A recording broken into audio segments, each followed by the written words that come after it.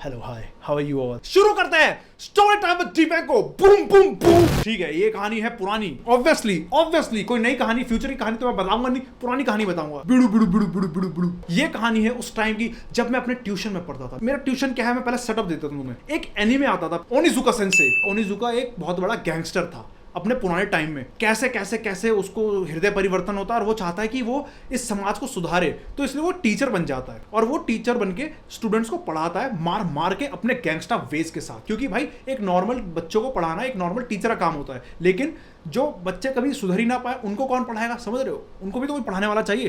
तो उनके लेवल का वो टीचर था, गैंगस्टर टीचर। तो ये ओनिजुका कहानी जो है ये रियल लाइफ में मेरी कहानी है। अनंत व्यास आ चुके गाइस, अनंत व्यास आ चुके। लोग कहते हैं कि मैं अपनी स्टोरी से भटक क्यों जाता हूं, मैं इसीलिए भटक जाता हूं भाई। मेरे अच्छे भयंकर दोस्त आ जाते हैं लाइव में और फिर वो गाली बैक टू द स्टोरी। तो भाई मेरे जो ट्यूशन वाले भैया थे वो ओनिजुका सेंसे हैं। पहली बार है मेरी, पहला दिन है क्लास का। भैया कहते हैं आ जाओ क्लास ज्वाइन करो, जाओ बैठो। मैं बैठा। क्लास में आज डिस्कस होने वाला था, लेक्चर था न्यूरॉन्स के ऊपर। सामने वाली सबसे आगे जो 3-4 बच्चे बैठे होते हैं बोलते हैं अब ऐसे करके हाथ पकड़ लो। सब अपने सबने ऐसे ऐसे करके हाथ पकड़ लिए। 1 2 3 बंदों ने हाथ पकड़ लिया। कहता ये है हमारे शरीर का neuron, fundamental unit of nervous system. मैं कहूँ यार क्या बात है यार, ये तो प्रैक्टिकल है। तुम लोग सोचते होगे भाई फिजिक्स वाला कोई बहुत बहुत बड़ा बंदा होगा, भाई क्या क्रिएटिव वे निकालता है। थू, फिजिक्स वाला भाई जिस तरह से पढ़ाता मैं कभी रिस्पेक्ट नहीं कर सकता उसकी, क्योंकि वो क्रिएटिव नहीं है मेरे लिए। वो क्रिएटिव इनफ नहीं है जितना ये बंदा क्रिएटिव इनफ है मेरे लिए। पूरे स्कूल वूल का पढ़ा के ऐसी गेम वेम खेलने के बाद हम बैठ रहे हैं यहाँ पे और तुम सोच रहे हो कि हम पढ़ेंगे, नहीं पढ़ सकते। तो भैया क्या करते हैं, 3 बंदों को ऐसे हाथ पकड़वाते हैं, न्यूरॉन बना दिया। कहते हैं ये हमारा न्यूरॉन।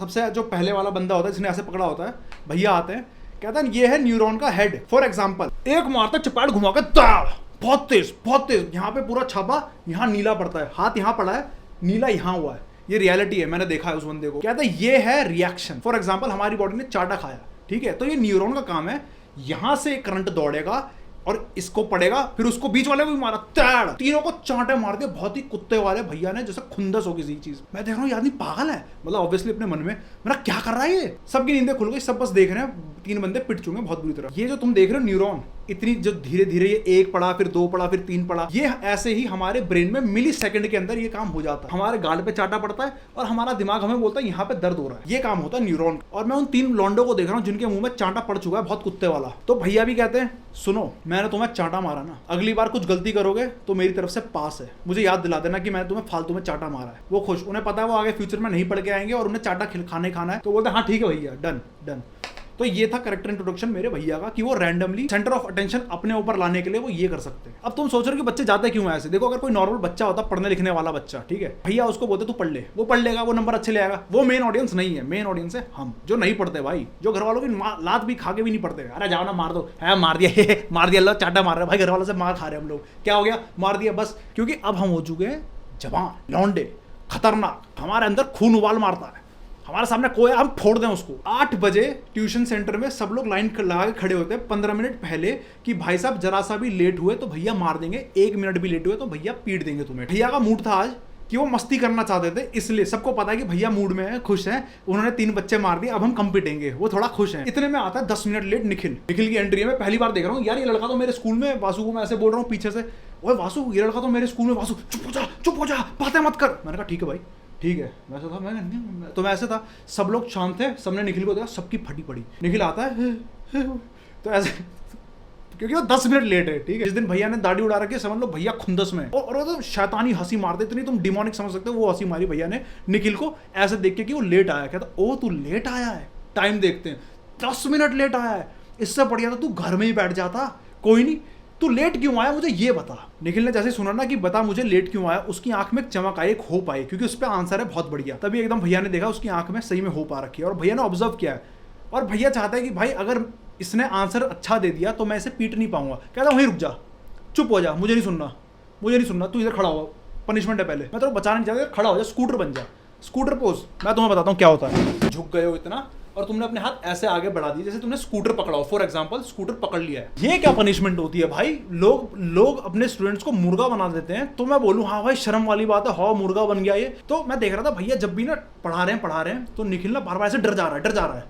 तो भैया ने बोला कि क्या हो गया, पेट में घूसा मारते हैं उसके, ऐसे मारते हैं, छेड़ते हैं, क्या है सही से बैठ जाना, स्कूटर बन जा, क्या है तेरे को बोला तो एक बार। तो निखिल फिर तमीज से बन जाता है स्कूटर। तो भैया बार बार ऐसे गश्त लगा रहे हैं, बोल रहे पढ़ाते पढ़ाते उसको उस कोने में खड़ा कर रखा है, वहाँ पे स्कूटर बना पड़ा है, ऐसे आगे पीछे हो रहे हैं, ठीक है। भैया ने देखा, उसका ध्यान भटक चुका। भैया आते हैं, बातें करते हैं, कहते हैं आते अब ये मान लो निखिल है ऐसे, ठीक है, ऐसे पेड़ों धड़ लात, बहुत तेज लात थी। निखिल पूरे धक्के के प्रेशर के साथ धड़ अंदर को नीचे गिर जाता है, पूरा गिर जाता है।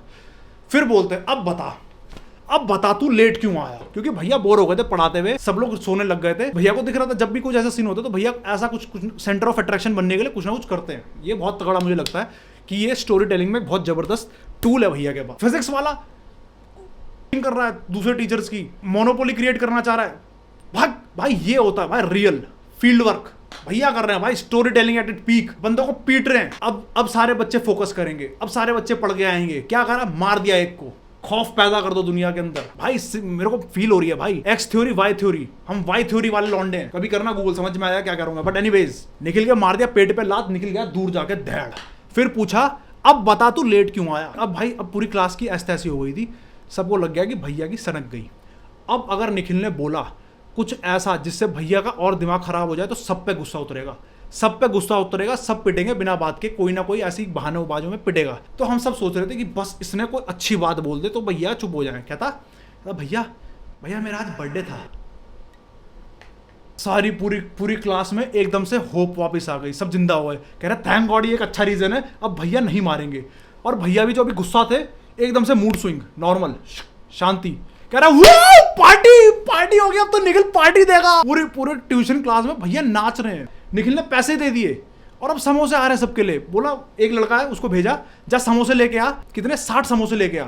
रात के 8 बजे समोसे वाला समोसे तल रहा है कि उसे पता है कि आज ट्यूशन में किसी का बर्थडे है। अभी उस लड़के ने लात खाई है पेट पे, पूरा ट्यूशन खुश है, खुशी मना रहा है, पार्टी कर रहा है। मैं कह रहा हूँ, और मैं पहला दिन है मेरा, मैं कह रहा हूँ ये कहाँ हूँ मैं क्या कर रहा हूँ अपनी जिंदगी में। मैं समझ गया डिवेंको, तेरी लाइफ में जितने भी लोग आए कभी क्या उन्होंने इतना इंपैक्ट मारा एक दिन के अंदर तेरी जिंदगी में? नहीं।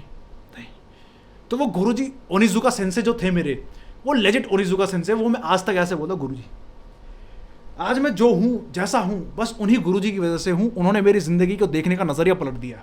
फिजिक्स वाला नहीं कर सकता ये चीज क्रिएट भाई अपने स्टूडेंट्स के बीच में। उसके स्टूडेंट भाई बोलते हैं ये तो हमारे भगवान है, ये तो हमें पढ़ाते हैं। नहीं, वो तुम्हें रियल लाइफ में कुछ सिखा ही नहीं रहा। भाई साहब भैया ने सिखाया मुझे रियल लाइफ में। मैं पिटा हूं भैया से, मैंने डिफेंस सीखा है, उसमें मैंने ट्रिक सीखी है कि कैसे स्टोरी टेल करते हैं। बट फिलहाल के लिए अभी ये स्टोरी तुम बोल रहे होगे भाई हम कंफ्यूज हो रहे हैं, तो मैं इसको एडिट कर दूंगा। तुम्हें क्या लगता है कि मुझे स्टोरी टेलिंग कहां से सीखी है मैंने? ऑब्वियसली भैया से। थोड़ा कमेंट्स पढ़ते हैं, चैट्स पढ़ते हैं, क्या बात हो रही है यहाँ पे। मास देशमुख, हेल द फेल्ड, I get it। राघव भाई टेक बर्नर में काम करते हैं क्या? नहीं, राघव भाई टेक बर्नर में काम नहीं करते। जब तेरे को पता है कि टेक बर्नर की वीडियो में राघव भाई आ गए हैं, जब तेरे को पता है कि टेक बर्नर की वीडियो राघव भाई शेयर कर रहे हैं, तो तुझे क्या लग रहा है क्या हो रहा होगा? टेक बर्नर फैन है राघव का। I'm so funny।